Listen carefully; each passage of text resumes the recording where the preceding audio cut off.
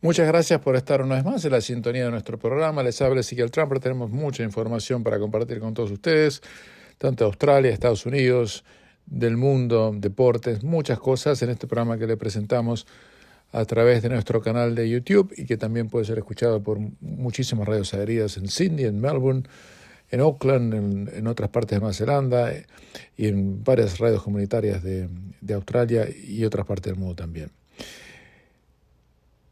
No me quedé callado, me quedé pensando. Mire, la inflación es tan impresionante en algunos sectores y en algunos países.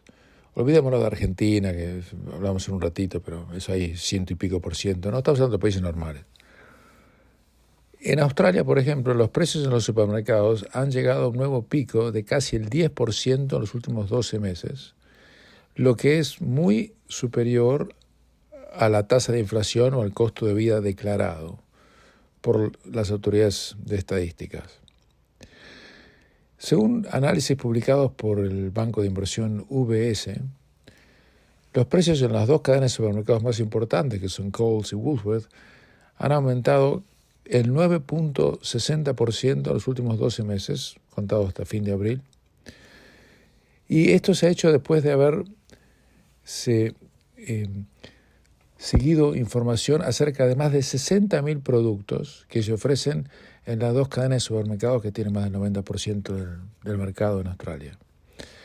Y encontró que los precios en Coles subieron el 10.50% comparados con 9.1% que el mes anterior. O sea que en el periodo de marzo del 2022, marzo del 2023 fue el 9%. Y si compara abril de 2022 con abril de 2023, es 10,5%. Por otro lado, en Woolworths es un poquito más barato y hubo un declive en la tasa inflacionaria de los precios de 8.7 en abril anualizada. Antes era el 9.7 de marzo a marzo. Eso significa que Coles es más caro que Woolworths en el último año, aunque Woolworths tradicionalmente ha estado por arriba de Coles en aumentar los precios en los últimos años, y se toma no solamente el último año, sino los anteriores. Los analistas dicen que la tasa de aumento de la inflación en la comida es una sorpresa, es inconsistente con los reportes hechos por estas dos cadenas de supermercados en el último trimestre. Ahora, ¿qué es lo que está pasando? La tasa de inflación se escribe o dibuja o publica tomando en cuenta algunos productos que muchas veces distorsionan completamente el resultado final.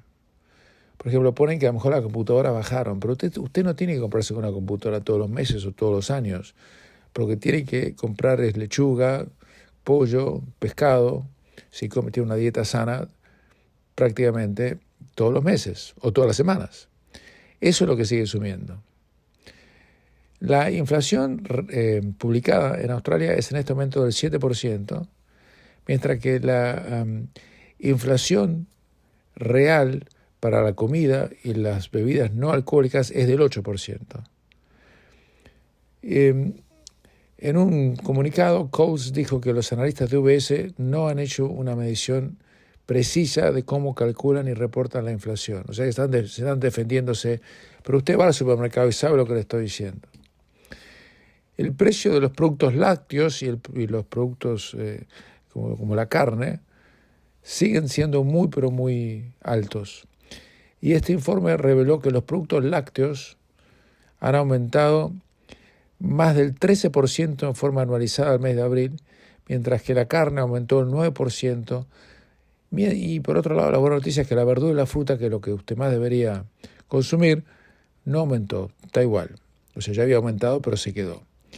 Los precios de la carne se han estabilizado, pero siguen a niveles muy altos.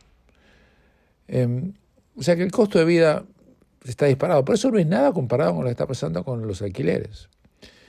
El nuevo gobierno laborista que tiene el estado de New South Wales, que es el más populoso y poderoso económicamente del país, tuvieron que mandar a Select Committee, o sea, no aprobarla, la nueva ley de alquileres. Una ley de alquileres que hubiera prohibido que haya remates entre inquilinos. O sea, generalmente uno va a remate para comprar una casa, no para alquilarla, ¿me entiende? Pero lo que habían permitido es que haya ofertas silenciosas. O sea, que uno le puede ofrecer al propietario o a la gente del propietario $10 más por semana o 50 o lo que fuese para asegurarse una propiedad. El Partido Verde se negó a esa prohibición y dijo que los remates o auctions sobre propiedades a alquiler deben estar prohibidas en un 100%, sin ningún tipo de excepciones. Pero el Partido Laborista dice que eso es irreal, que no es irrealista, no se puede hacer. Primero porque es imposible monitorearlo. Pero el Partido Verde, que vota generalmente con el Partido Laborista, se ha puesto en contra de esto, diciendo que si permitimos cualquier tipo de auction o de remates sobre los alquileres, eso va a hacer que los alquileres suban de precio. Y mandaron, por esa razón, la ley, que no fue aprobada, a un Select Committee para que haya una investigación, bla, bla, bla, bla. El tema es que hay muchísima gente hoy que no puede de ninguna manera tener un techo para vivir. El New South Wales Council of Social Services dijo que 1 de cada 5 inquilinos, alrededor de 413,000 personas, en New South Wales solamente, están viviendo debajo de la línea de pobreza, como está definida eso en Australia. Eso es gravísimo, pero justamente sobre eso le quería contar. Cómo la propiedad ha distorsionado cosas que parecían impensables. Escuche lo que le voy a contar ahora porque esto es muy interesante. Cuando una persona es rica o lo suficientemente rica para estar en el máximo 1% de la sociedad. O sea, ¿cuándo? ¿En qué momento? ¿Cuánta plata hay que tener para estar en el 1%? Una consultora muy importante que se llama Knight Frank hizo una investigación país por país y lo actualizó el último 16 de mayo. Y lo que le voy a decir es muy interesante. Primero, el país donde para llegar al 1% uno necesita tener un patrimonio de $12 millones es Mónaco, que eso no es un país. Mónaco es un refugio para millonarios, de manera tal que es un barrio, de manera tal que no puede tomarse como país. O sea que saquemos Mónaco como número 1 de la ecuación. ¿Quién le sigue después? Esto es muy interesante, escúchame. Después le sigue Suiza, un país donde también se refugian muchos millonarios. Para estar en el 1% de la población en Suiza, uno tiene que tener un patrimonio total de $6.600.000. Americanos estamos hablando, ¿eh? Y dirá, bueno, ¿quién viene después de Suiza? Y ahí viene la gran sorpresa. Y esto no es una buena noticia y una pésima noticia al mismo tiempo. Después de Suiza viene Australia. Australia es un país donde los salarios no son altos, comparativamente hablando. Para estar en el 1% de la gente más rica de Australia, usted tiene que tener un patrimonio de $5.500.000 americanos, que son unos 7,5, 8 millones de dólares australianos. Entonces, uno se pregunta, pero con los sueldos que hay, ¿cómo puede ser? La razón es muy sencilla. Y se va a entender mejor si le digo quién le sigue después. No es Estados Unidos, no es Singapur, ni Hong Kong, ni Alemania. Es Nueva Zelanda. En Nueva Zelanda, si usted, para estar en el 1%, tiene que tener $5.200.000 de patrimonio. Entonces, ¿cómo puede ser? Y la razón es muy sencilla. El valor de las propiedades. Es tan impresionante cómo han subido por la perversión impositiva que hemos aceptado como normal cuando es inaceptable desde todo punto de vista ético y equitativo, que Australia y Nueva Zelanda, si sacamos a Mónaco, que es una aberración, está segundo y tercero como los países más ricos del mundo. En el sentido de que para llegar al 1% hay que tener lo que le acabo de decir. Recién después de, recién después de Nueva Zelanda viene Estados Unidos. Estados Unidos no hay que tener 5.200.000 como hay que tener en Nueva Zelanda, hay que tener con 5.100.000 le alcanza uno. Lo digo en broma, pero es cierto. Después viene Irlanda, después Singapur, después viene Francia.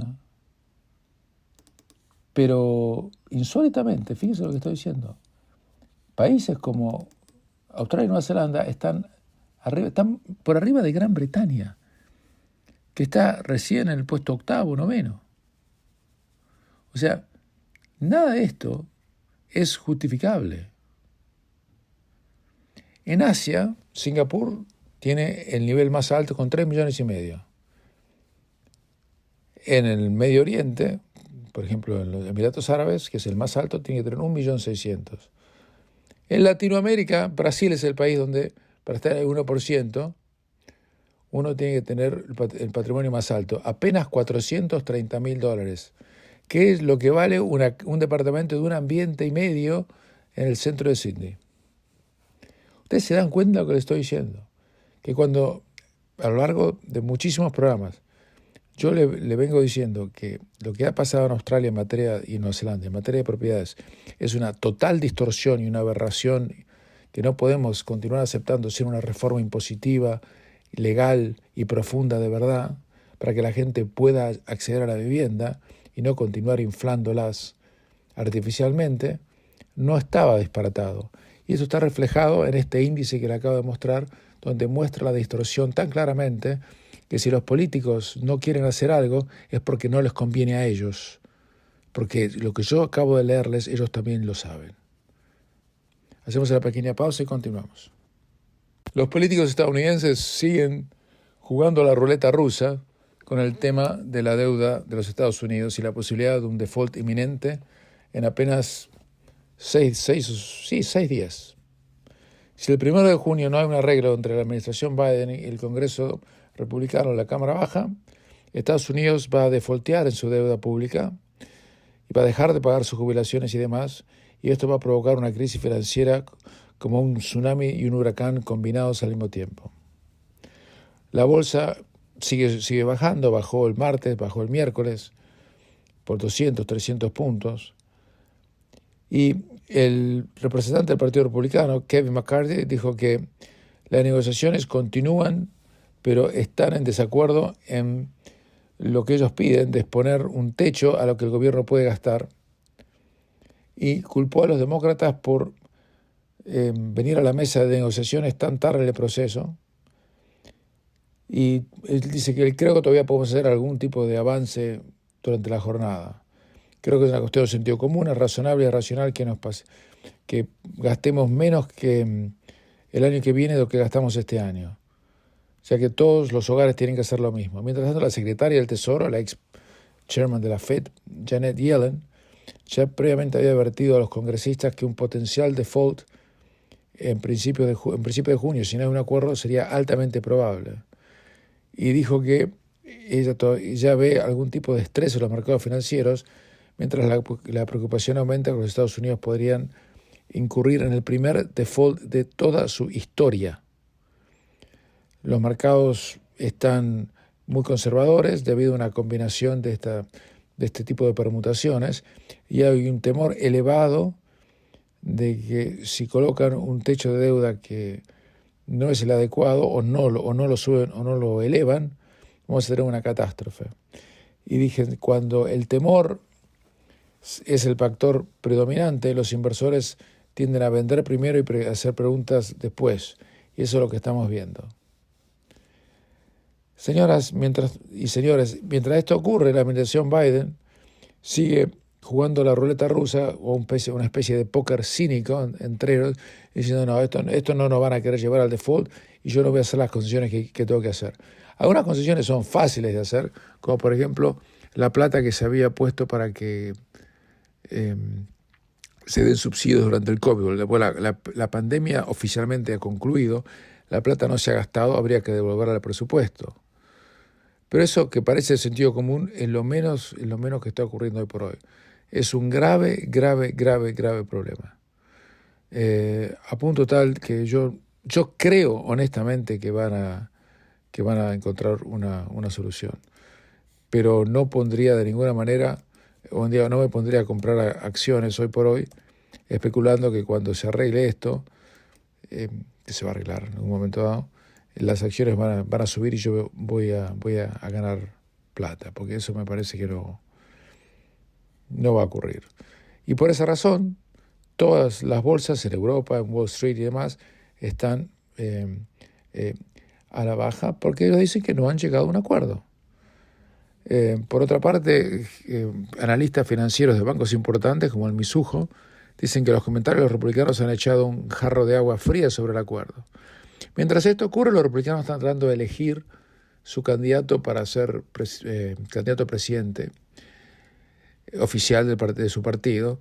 Y la noticia es que Ron DeSantis se va a lanzar, yo pensé que no lo iba a hacer, pero Ron DeSantis se va a lanzar a la candidatura presidencial y va a ser presentado de una manera muy heterodoxa.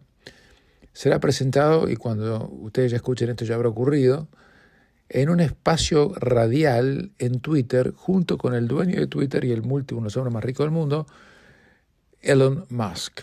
Elon Musk ha dicho que él apoya a DeSantis para la campaña presidencial, que él está en contra de la administración Biden y que piensa que Trump no tiene chances de ganar.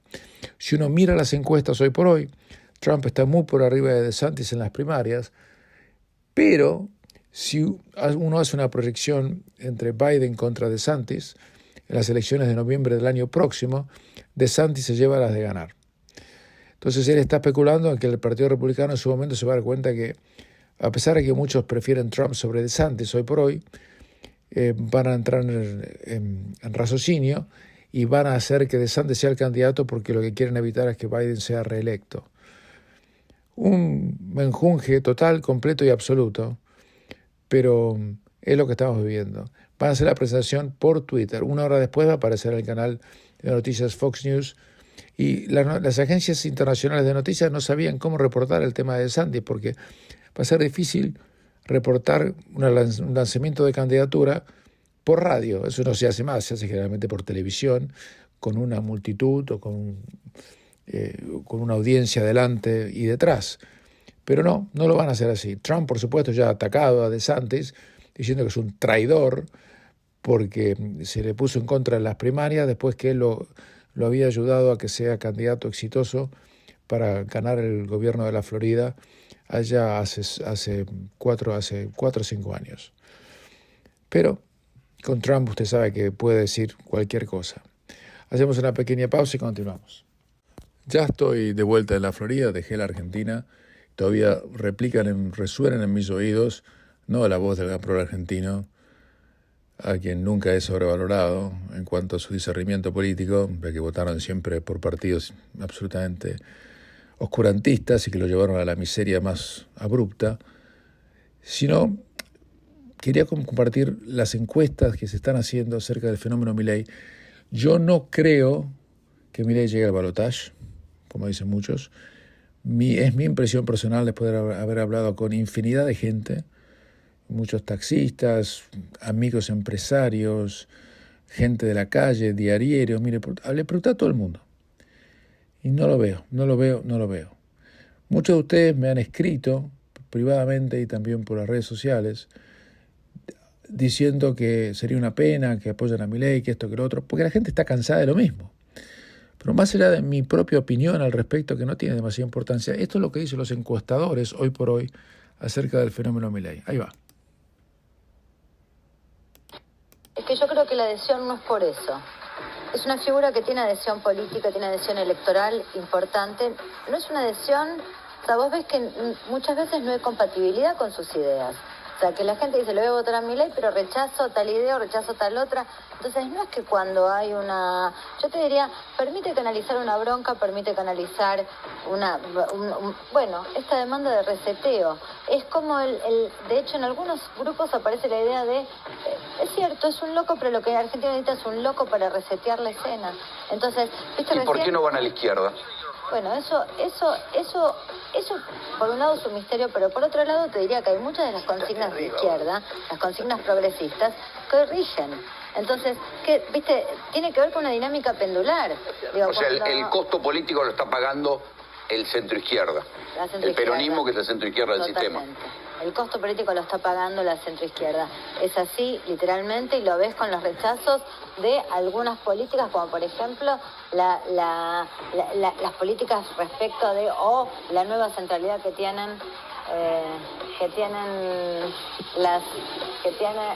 el mundo. Ahí se disparó un teléfono. ¿Qué le pasa? Sí, medio fuerte, ¿no? El sonido de fondo. ¿Qué es eso que se está escuchando? La Ponzona que me pone un teléfono al aire. Te decía. Acá está. Te decía el nuevo lugar que tiene las políticas de relación con el Ministerio de la Mujer. Así que bueno, esto que estás viendo acá en esta pantalla inmensa tiene que ver con cuál es la propuesta que le parece más llamativa o mejor de Milei. Sí, la dolarización. La dolarización, sí, mirá el celeste que es Total País, no mires clase media. 29%, 28,9%. El tercio. El tercio. El famoso tercio que dice Cristina. Esta es la mejor. Y fíjense. Hasta ahí lo que decía hace unas horas, no lo veo. El 29% está a favor de la dolarización, pero le tienen miedo a la dolarización y no van a votar por eso en la gran mayoría de los casos.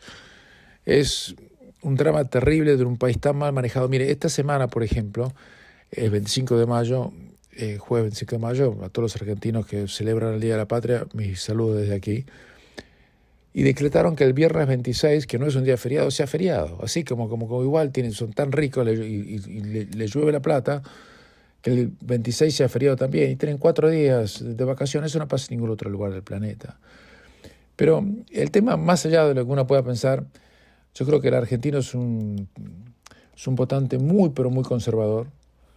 Y además hay algo que ustedes tienen que saber.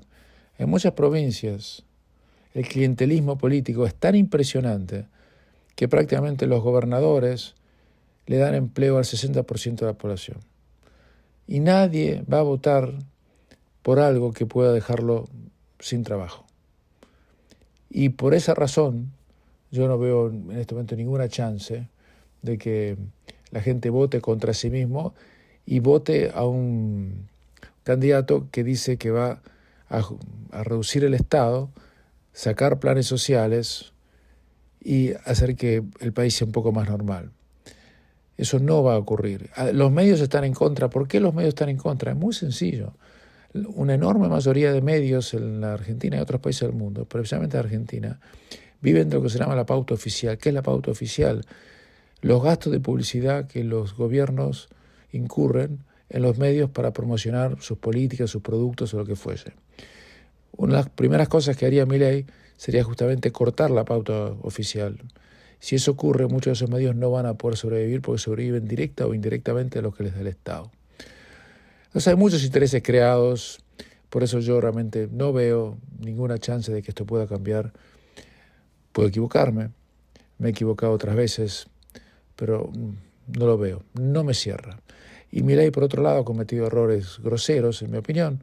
Ha puesto una candidata a vicepresidenta que puede ser atacada por su vinculación con la dictadura, a pesar de que es un ataque, en mi opinión, desleal, que no es correcto lo que él está diciendo. Ella lo que dice es que piensan que hay que darles tipo de resarcimiento y reparación a todas las víctimas, y no solamente a las víctimas del terrorismo de Estado, sino a las víctimas del terrorismo de izquierda financiado por Cuba y la Unión Soviética en los años 70 por los grupos criminales montoneros, ERP y demás, ¿verdad?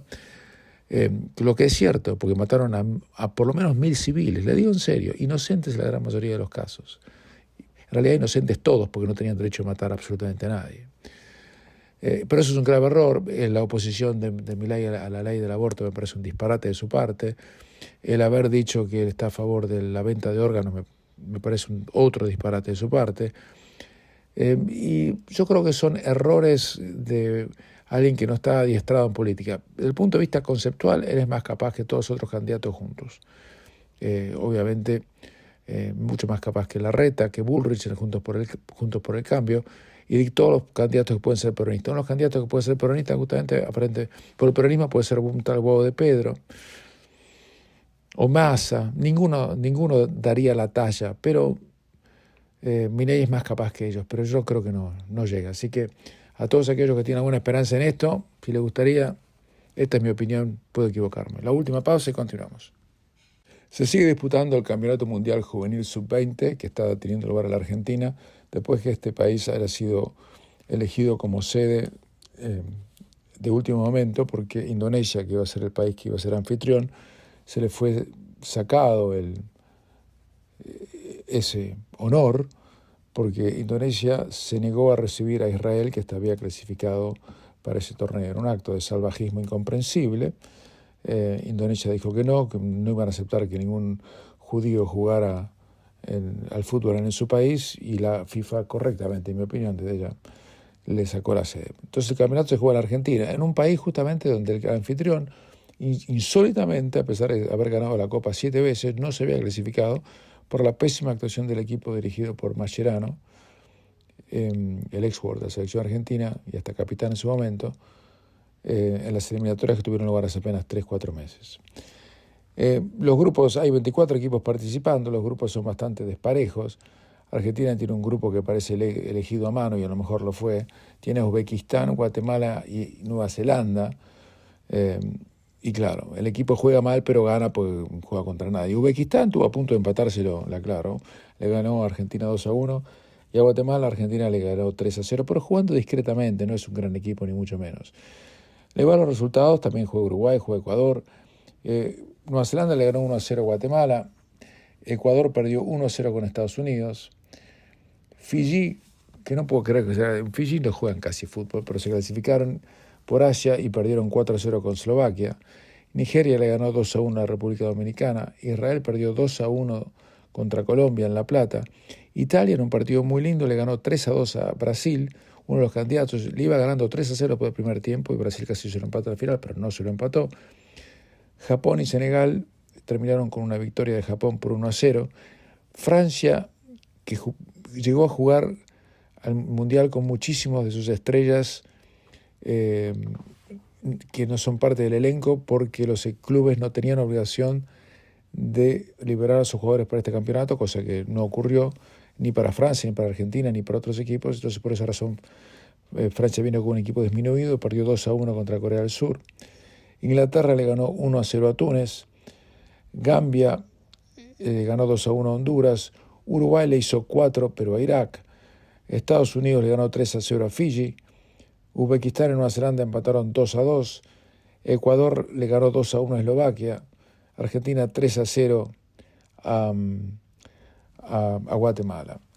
El problema es que hay 24 equipos y se clasifican 16 para la segunda ronda, o sea que son los 2 primeros de cada grupo y los 4 mejores terceros, lo que es bastante disparatado, por otro lado, porque se hacen todos estos partidos para que queden 8 equipos eliminados nada más, ¿no? Que no es la manera más competitiva que uno puede imaginarse. Pero así son las cosas, y Argentina yo creo que no va a pasar. De octavo de final seguramente pasará, porque va a terminar primero el grupo y le va a tocar uno de los 4 mejores terceros, que es un equipo débil, pero de cuarto de final para adelante le va a ser muy complicado. Uno de los mejores jugadores que Argentina podía haber convocado para este Mundial Juvenil es Garnacho, por ejemplo, pero no, el Manchester United no lo liberó por obvias razones, porque están jugando partidos muy importantes para el campeonato local y tienen que jugar la final de la FA Cup justamente contra el rival más cercano, que es el Manchester City. Y fíjese que esto distorsiona el campeonato, porque este campeonato fue jugado en su momento por Maradona, fue jugado por Messi, que lo ganaron ambos, y ahora no hay ningún Maradona, les puedo asegurar, ni mucho menos ningún Messi en este campeonato, que seguramente pueden ver por televisión. Lo transmite SBS en Australia Online, en Estados Unidos lo transmite la cadena Telemundo, y en todas partes del mundo se puede ver. Los estadios no están tan vacíos, se juegan al interior de la Argentina, no hay ningún partido en la capital federal. Más de la ciudad de Buenos Aires, el estadio más cercano es el de La Plata, donde se va a jugar una semifinal y la final. Y los equipos juegan generalmente en Mendoza, en Santiago del Estero, en San Juan, en provincias donde el fútbol no llega muy habitualmente. Les habló Ezequiel Trump y será hasta la próxima.